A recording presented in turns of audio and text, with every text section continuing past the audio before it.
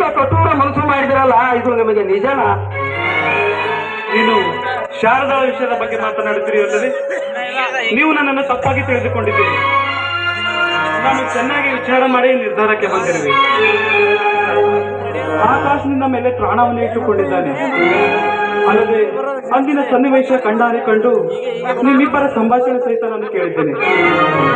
ಹಂತದಲ್ಲಿ ನಾನು ನಿನ್ನ ಮದುವೆಯಾಗೋದು ಅಷ್ಟೊಂದು ಸರಿಯಿಲ್ಲ ಅಂತ ಈ ನಿರ್ಧಾರ. ತುಂಬಾ ಚೆನ್ನಾಗಿದೆ ವಿಶಾಲಿ ನಿಮ್ಮ ಮಾತು.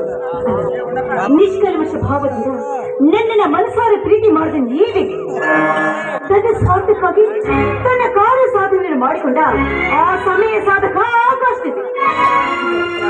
ಇಲ್ಲ ನೋಡಿ, ನಾನೀಗಾಗಲೇ ನಿಮ್ಮನ್ನ ಮನಸಾರೆ ಇಷ್ಟಪಟ್ಟಿದ್ದೇನೆ. ಹೃದಯ ಒಬ್ಬರಿಗೆ ಅರ್ಪಿಸಿ ದೇಹವನ್ನು ಮತ್ತೊಬ್ಬರಿಗೆ ಅರ್ಪಿಸೋದಕ್ಕೆ ಇದಕ್ಕೆ ನಿನ್ನ ಮನಸ್ಸಾಕ್ಷಿ ಒಪ್ತಾ ಇಲ್ಲ.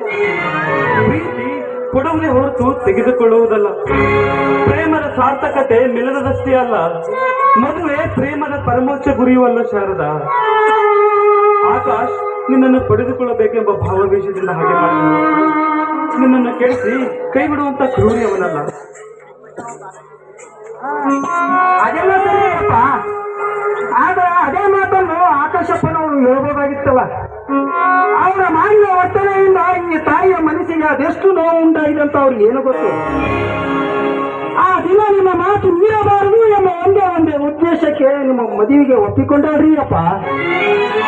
ನಿಜ ಬೇಡಿ, ನನ್ನ ಮೇಲಿನ ಅಭಿಮಾನಕ್ಕೆ ಶಾರದಾ ಪೀಡಿಕೊಳ್ಳಕ್ಕೆ ಅವಳಿಗೆ ಕೃತಜ್ಞತೆ ಸಲ್ಲಿಸುತ್ತೇನೆ.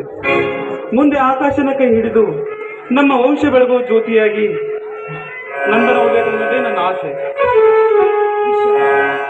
ಈ ನಿಮ್ಮ ತ್ಯಾಗ ಮನೋಭಾವದ ಗುಣದ ಮುಂದೆ ನಾನು ತುಂಬಾ ಚಿಕ್ಕವನಾಗ್ಬಿಟ್ಟೆ. ಆದ್ರೆ ಅಂತ ನೋಡಿದ ಆ ಘಟನೆಯಲ್ಲಿ ನನ್ನದಾವ ದೋಷ ಇಲ್ಲ ಅಂತ ನಿಮಗೆ ಅರ್ಥವಾಯ್ತು ತಾನೆ?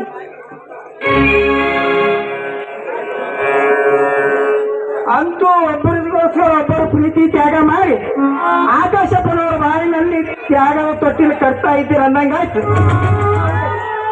ನೀನು ಹೇಳಿದ ಮಾತು ಸತ್ಯ ವಿಶಾಲ.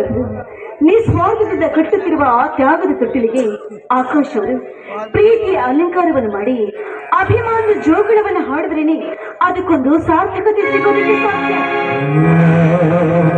ಆ ವಿಶ್ವಾಸ ನನ್ನಲ್ಲಿದೆ ಶಾರದಾ. ಇನ್ನು ಆಕಾಶನಿಗೆ ಅನುಸರಿಸಿಕೊಂಡು ಆದರ್ಶ ಸತಿಯಾಗಿ ನಮ್ಮ ಮನೆಯ ಬೆಳಗುವ ಜ್ಯೋತಿಯಾಗಬೇಕು. ಒಟ್ಟಿನಲ್ಲಿ ಒಬ್ಬರನ್ನೊಬ್ಬರು ಅರಿತುಕೊಂಡು ಬಾಳೆಂಬ ರಥಕ್ಕೆ 2 ಚಕ್ರಂತೆ ಜೀವನ ಸಾಗಿಸಬೇಕೆಂಬುದೇ ನನ್ನ ಆಸೆ.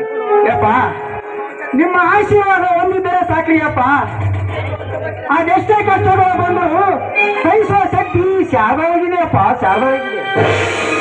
ಹೇಳಿ, ಬರೀ ಆಶ್ರಯದಿಂದ ಮಾತ್ರ ಜೀವನ ಕಟ್ಟಿಕೊಳ್ಳಲಾಗುವುದಿಲ್ಲ. ನಮ್ಮ ಬದುಕಿನ ಆದರ್ಶ ಮೌಲ್ಯಗಳು ಜೀವ ಮತ್ತು ಜೀವನ ಕಟ್ಟಿಕೊಳ್ಳುತ್ತದೆ. ಶಾರದಾ, ಇದೇ ತಿಂಗಳು 20ನೇ ತಾರೀಕು ಆಕಾಶ್ ಮತ್ತು ನಿನ್ನನ್ನು ಮದುವೆ ನಿರ್ಧಾರ ಮಾಡಿದ್ದೇನೆ. ನೀನು ನಾಳೆನೇ ಆಕಾಶನ ಜೊತೆ ಹೋಗಿ ನಿನಗೆ ಬೇಕಾದ ಒಡವೆ ವಸ್ತ್ರವನ್ನು ತೆಗೆದುಕೋ. ನಾನು ನಿಮ್ಗೆ ಏನು ಅಂತ ಹೇಳಿ, ನಿಜವಾಗ್ಲೂ ನೀವು ನನ್ನ ಪಾಲನೆ ನಿಮ್ಮ ತೋರಿ ಭೂಮಿ ಮೇಲೆ ಕೋಟಿಗಳು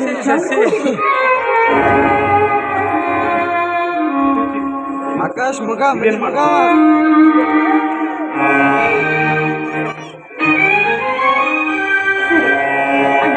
ನಡಿ ಹೋಗೋಣ.